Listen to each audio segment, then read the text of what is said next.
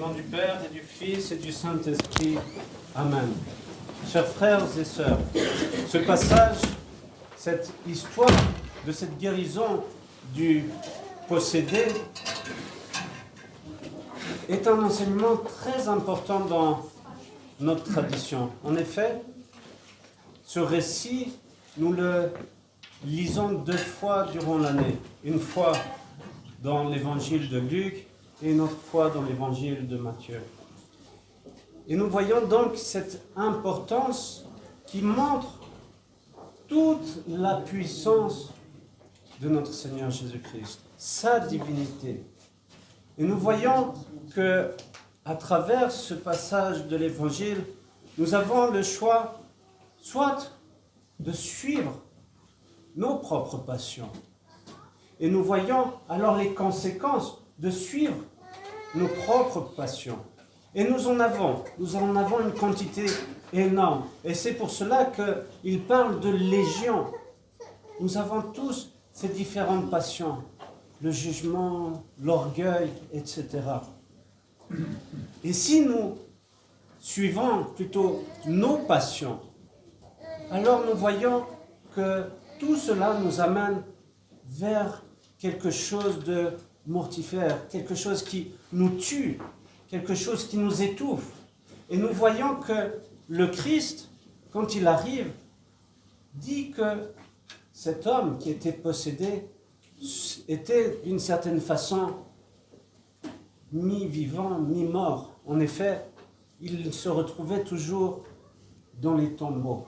Et nous voyons donc que petit à petit, si nous décidons de suivre nos passions, c'est cet étouffement spirituel qui vient et petit à petit, cette mort spirituelle. Tandis que si nous croyons, si nous aimons Dieu et que nous voulons le suivre, alors c'est cette victoire de la mort, de la vie sur la mort. Et nous voyons donc déjà ce avant-goût, si j'ose dire comme cela, de toute cette victoire du Christ sur la déesse, toute la victoire du Christ sur la mort, pour nous donner cette possibilité d'être dans la vie. Et en effet, nous voyons que quand nous cherchons Dieu, quand nous essayons de le suivre, que nous acceptons toutes ces difficultés, mais que nous nous remettons, nous nous abandonnons à lui, c'est ce souffle de vie qui vient en nous, qui nous inspire, qui nous motive, qui nous fait grandir. Et nous voyons que malgré tous ces miracles que Dieu nous offre dans notre vie, est-ce que nous voulons les voir? Est-ce que nous voulons les entendre? Et vous voyez toute cette population qui avait le Christ parmi eux et qui a fait ce si grand prodige de sauver cet homme possédé. Et ils le voient. Ils voient cet homme qui a été guéri, qui a été sauvé. Et ils ne veulent pas accueillir cela. Rejettent même d'une façon virulente parce qu'ils étaient préoccupés de leur bien. En effet, tout ce troupeau de porcs a été terrassé. Et donc, ils avaient cette attention plutôt de ce matériel, de ce qui est bon dans ce monde, au lieu d'ouvrir ses yeux spirituels et de se dire, mais non, Dieu agit, Dieu sauve, et je veux être avec lui. Alors, chers frères et sœurs, prenons ce temps. Vous voyez, on nous dit que cet homme qui a été sauvé s'est retrouvé aux genoux du Seigneur. Et hier, nous parlions de Marthe et Marie au catéchisme, et nous voyons Marie aussi aux genoux du Seigneur. Et que finalement, c'est ça qui nous invite. Il nous invite à accueillir cette parole, à accueillir et de vivre de cette parole, pour que petit à petit dans notre vie spirituelle, nous osions demander d'une façon très simple à Dieu de nous aider, de nous sauver de nos passions. Et c'est pour cela qu'il est important de travailler sur nos passions pour recevoir cette pureté du cœur.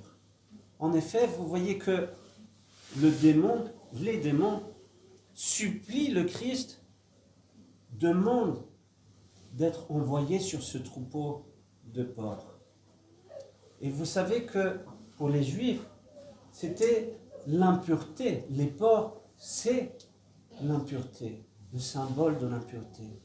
Et nous voyons que nous avons à nous purifier, à être purifiés de nos impuretés pour pouvoir suivre et aller vers la vraie vie qui est le Christ. Et vous voyez que Dieu, ce n'est pas qu'il veut, mais il permet cela. On nous dit bien, il permet cela. Et nous voyons finalement que dans notre propre vie, nous avons des moments de difficulté, des moments de tribulation, de tempête.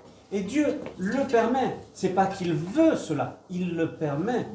Pourquoi? Pour que nous puissions progresser, que nous puissions faire confiance à Dieu, que nous puissions nous tourner vers lui. Et vous voyez, aujourd'hui, nous célébrons la mémoire de Saint Dimitri. Saint Dimitri qui est un grand martyr, reconnu comme grand martyr. Et en fait, nous avons à travers ces martyrs, que ce soit à travers Saint Dimitri, mais tous ces saints martyrs que nous célébrons dans l'Église, nous avons cette image du Christ qui lui-même est mort, a souffert, est mort pour nous sauver.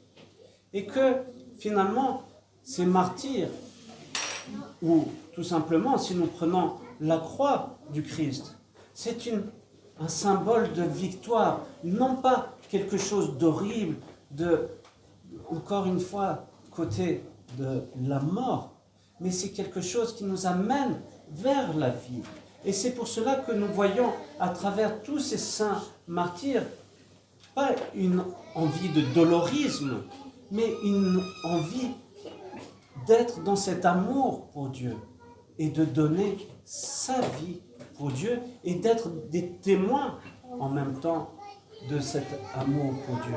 Et que nous sommes tous appelés à vivre d'une certaine façon ce martyre. Certes, de nos jours, on ne voit plus ces grands martyrs où on enlève la vie. Mais les pères nous montrent que finalement nous pouvons, à notre niveau, à notre façon, vivre le martyre. Et ils nous parlent souvent, par exemple, de la maladie. La maladie, si nous l'acceptons et que nous nous abandonnons à lui, alors nous vivons ce martyre comme témoignage que nous avons confiance en Dieu et que lui seul est notre Sauveur. Par les prières de tous les saints. Amen.